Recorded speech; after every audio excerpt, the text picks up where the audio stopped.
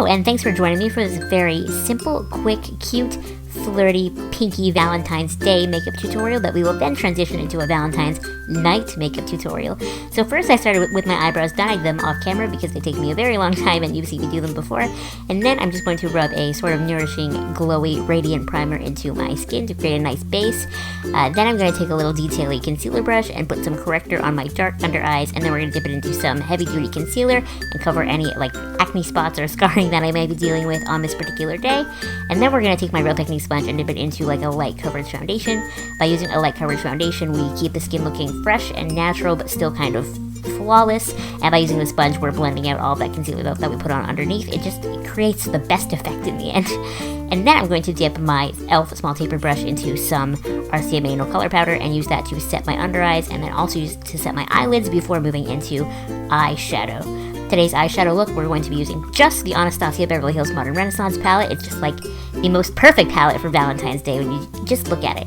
So the first shade in here that we're going to use is the Warm Taupe shade. We're going to blend that into the crease just so we get some nice definition there to start with, and then to blend it out even more and create that sort of purple look that I wanted, I take the shade Buon Fresco, which is like a nice lavendery pinky shade in the palette, and use that to diffuse the edges of this Warm Taupe shade even more.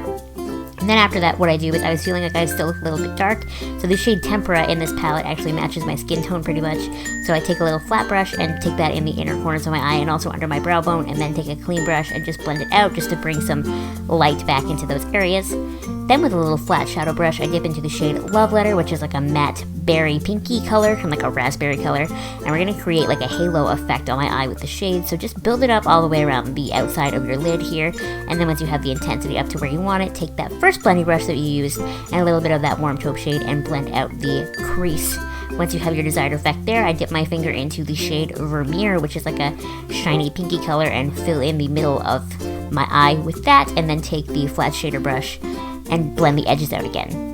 Then what I did was I just took a black eyeliner and lined my waterline, and now I'm taking some liquid highlighter and blending this onto my cheekbones for an added cheekbone glowy effect. And arguably I didn't blend this out as well as I should have, but I did my best. I blended it with my fingers and then with my Real Technique sponge, and now what I'm doing is just adding some nice light pink blush to my cheeks, and then adding a powder highlighter on top of what I had used for that liquid eyeliner earlier, and then taking that same powder highlighter and adding it into the corners of my eye, the tear duct, if you will.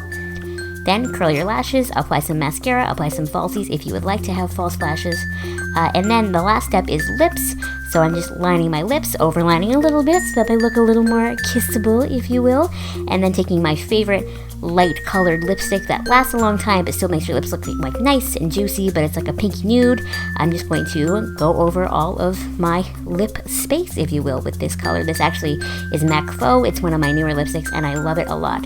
And when you're done with that, just fix your hair, and that is the completed look. Now we're going to take this look to nighttime. So, for Valentine's Day night, don't lie to yourself, you're not going out. So what you're going to want to do is take all your makeup off. Just take it off, you don't need it. Put on your favorite comfy pair of pajamas, find the grossest bad-for-you snack that you have, find the sappiest sad movie, and go and sit in your living room in your pajamas, eat your snack, and watch that movie by yourself. Happy Valentine's Day!